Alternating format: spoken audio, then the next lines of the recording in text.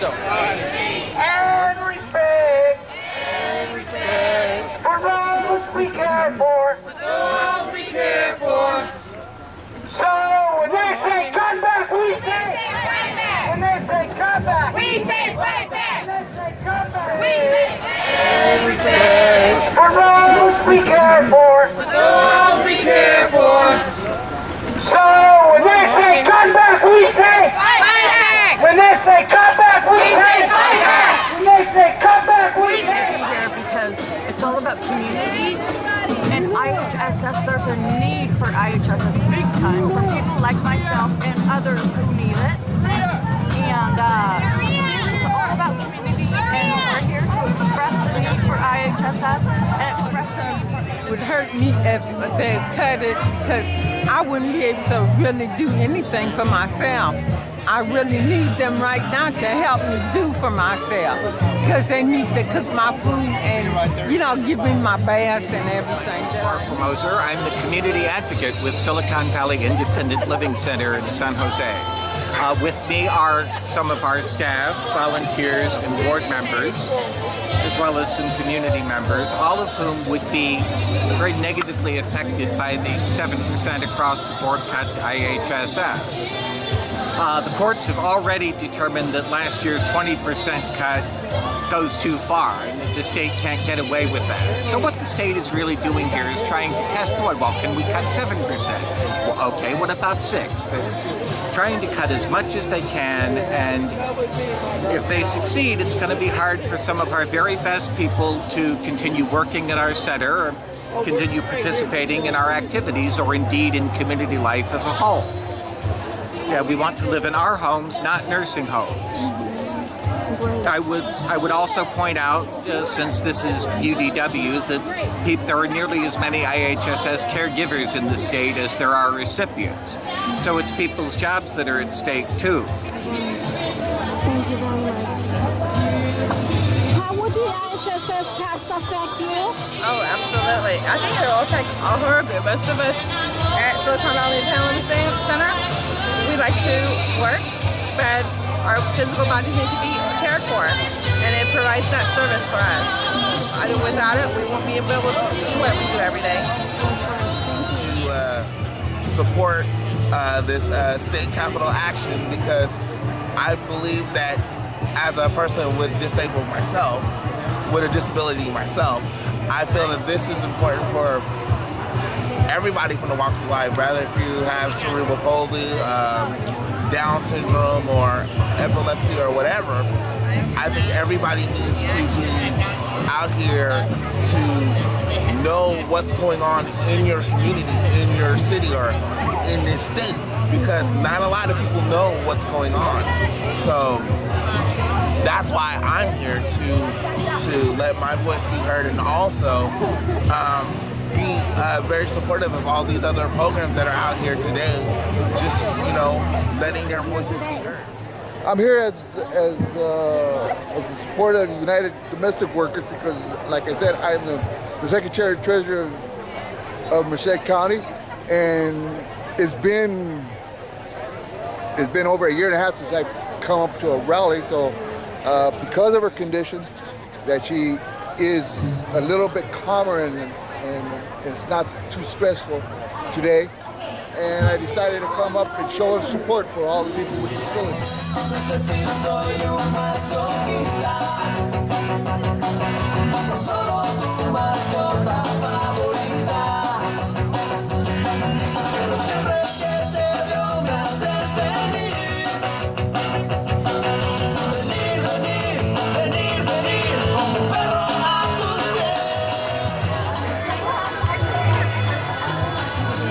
My name is Senator Ellen Corbett, the Majority Leader, and I'm so very proud once again to be the official legislative sponsor for California Disability Capital Action Day.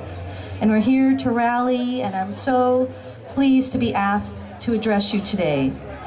So I know you all know this. More than ever, it is essential that you participate in the political process.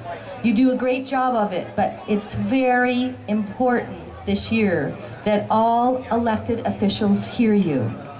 Please continue to stay involved and demand a seat at the decision-making table.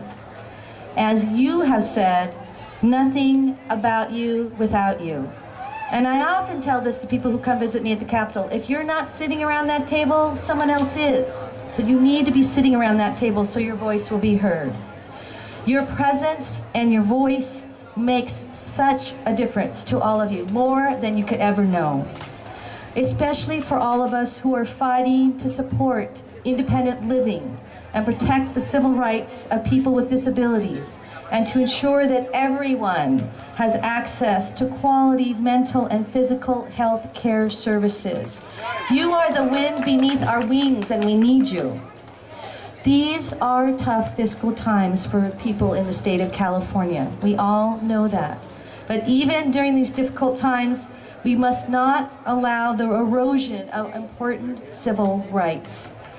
Failing to comply with California's disability access standards supports an often hidden and sometimes sinister segregation of persons with disabilities, and we can't let that happen.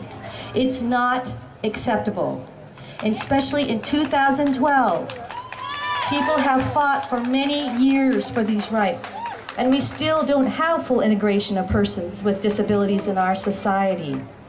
So you're here to make sure that that happens.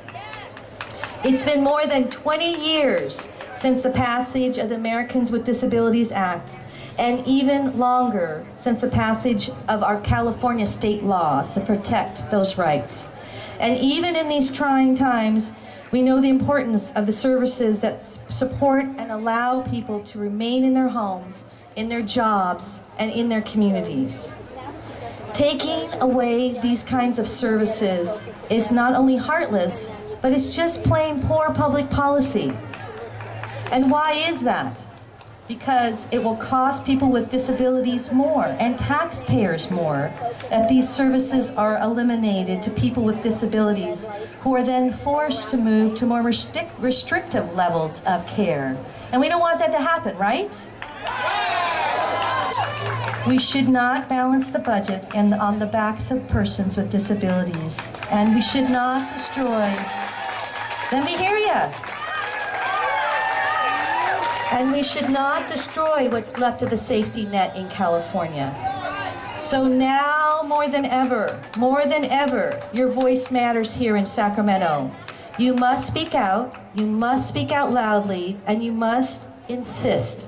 Nothing about us without us. Let's say it. Nothing about us without us. Nothing about us without us. Your advocacy makes a huge difference. Don't ever give up. Keep up the good fight. We're in it together with you. I'm so glad you're here today and honored to be able to speak with you today. Chrissy Kellen would like to share a little poem to make you think for a little bit and share why it's important IHSS is to her. Hello, my friends. How's everybody doing? Great. I have some words for you. I'd like you to follow the words and try and reach the message which I have for you. First of all, I'd like to say that being an IHSS recipient, I get so much help from Chris. He helps me every day as much as possible, and I feel a lot more independent. It is so necessary for us, the disabled. Here's my poem. It's called A Single Second in Time. I'd like everyone to think about this. Appreciate the time in which lies within each second. Please join in, it's you I beckon, to accept time as a whole, or parts of that have touched your soul. Each unique part as an individual, experiencing it to its fullest as though it were indisputable. Although mistakes are learned from, if we only choose, appreciate the time being, sometimes we feel we lose. But keep in mind that as we hope for what more life may bring, every waking moment of time in itself will always sing.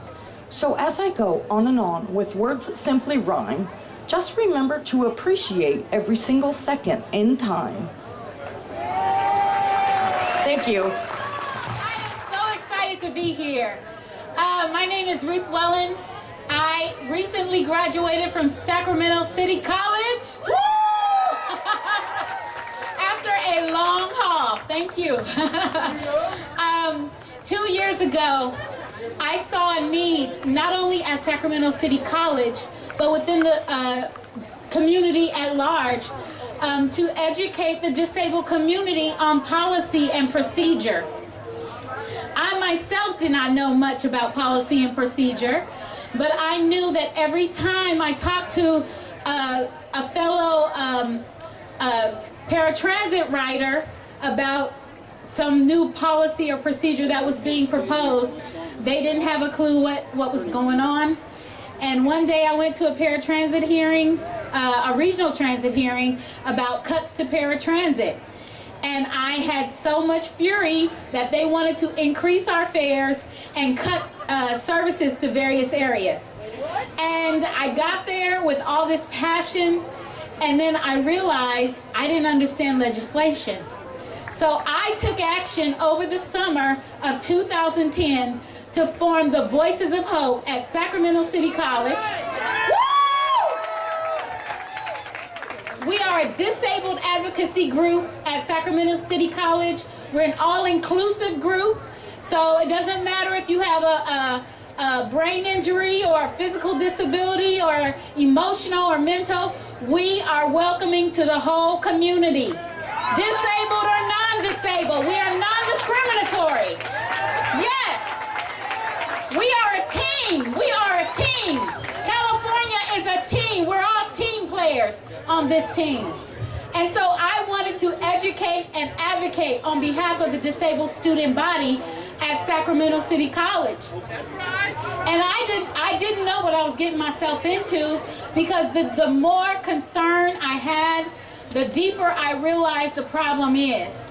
But I am thankful that I have enough passion and energy for all of us out here, and a big mouth,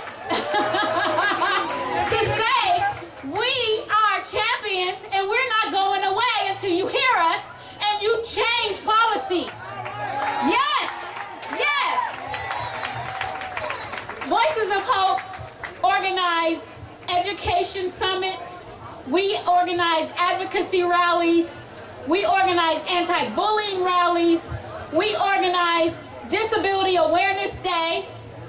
This year at Sacramento City College, we had our 6th annual Disability Awareness Day, and our theme was running the race of victory, because everyone out here is a champion. You're a champion. I'm a champion. We're all champions out here. Yes. They need to know in the Capitol that we are champions. Yes. Every one of you out here is a champion, because you got up and came out here to fight for your rights. And I'm with you. We stand united. We have a powerful voice. Yes. So I went to I've been going to state hearings, and one day I was so disgruntled over all the budget cuts and all of the lack of support in the classroom that I almost decided not to go. But I went, and I was just very vulnerable and transparent. And I let them know how frustrating it is for me and you, who have so much potential, who is so eager to be as independent as possible, how we deserve we deserve equal rights. And I felt so frustrated that particular day. But when I walked away, I found out later that the Assembly had voted unanimously to reject the governor's proposal to put our funding into a block grant. And I'm telling you, your vote matters. Your voice matters. They need to hear our voice of hope. And so I encourage every one of you out here to get involved. Vote, register to vote, tell your friends, tell your neighbors, tell your supporters, tell strangers, tell your churches, tell your community leaders. Get involved, understand what policy directly affecting the disabled community is all about. They're wrong when they say we don't have a powerful voice. And I encourage you, use yours. I'm gonna use mine, because if we don't say anything, who will?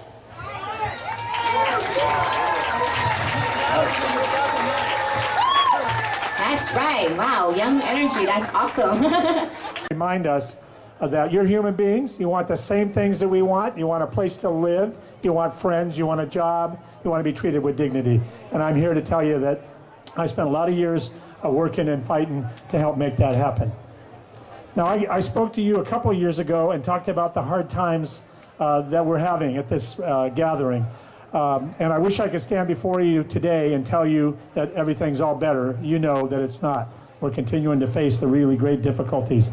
The May revise is out, and we know the deficit has actually increased by over $6 billion. This obviously means that more cuts are on the way. That said, we need to make sure that those cuts make sense and don't actually wind up costing us more money, and also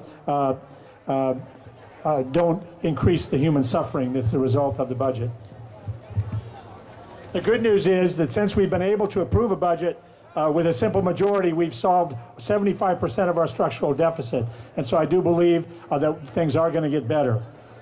Now we simply got to pass the tax initiative in the fall so we can keep moving in that direction and keep improving things. Many of you know I've been a long-time advocate for persons with disabilities. It's been a privilege to be elected in this building and to give people with disabilities a voice. That's why I chaired the Select Committee on Disabilities when I was in the Senate. And it just so happens that the consultant, who many of you know, when I was chairing that committee, Peggy Collins, is standing right over there. And I'm now chairing the Select Committee in the state on Disabilities in the State Assembly. And that's why I authored AB 1244, the self-determination program that would allow the consumers more control and choice regarding the services they receive and those who provide those services. The self-determination program will provide short and long-term savings to the state while giving regional center clients more flexibility, more of a say-so about their own lives. It's also why I authored AB 2338, my Employment First bill, which declares that the state's mission for people with disabilities is integrated and competitive employment. In 2009, I don't need to tell you, over 76% of persons with developmental disabilities were unemployed. This bill will change that. We must provide at least the opportunity for success, and we just don't know what people are capable of until we give them a chance to prove themselves. That's what this bill is all about. In order to preserve the Lanterman Act, I have insisted in the Budget Subcommittee that we put sunsets on the cuts that have happened so that they don't become permanent. We must continue to fight to keep the Lanterman entitlement. So again, it's so important that all of you are here today. Don't go away. Keep speaking out. Keep sending those emails. Keep talking to your legislators. Rally and let the legislature and the governor know that we can't neglect our brothers and sisters, our neighbors, our family members who live with disabilities.